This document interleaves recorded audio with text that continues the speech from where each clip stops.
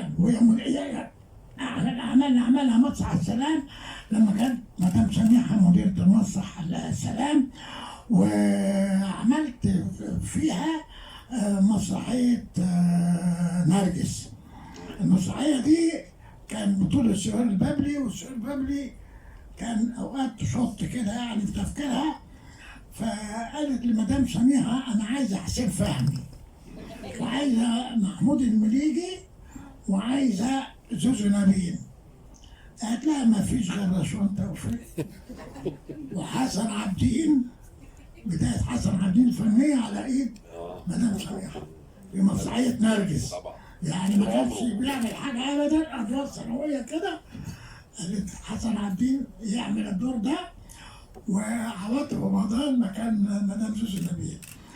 عملنا مسرحيه نرجس دي، قعدت 3 شهور نجاح كبير. كومبليت.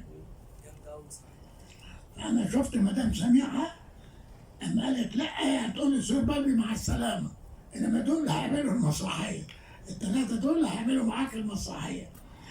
وبعدين شاء ربي بعد كده اني اشتغلت معاها وهي مديره المسرح القومي.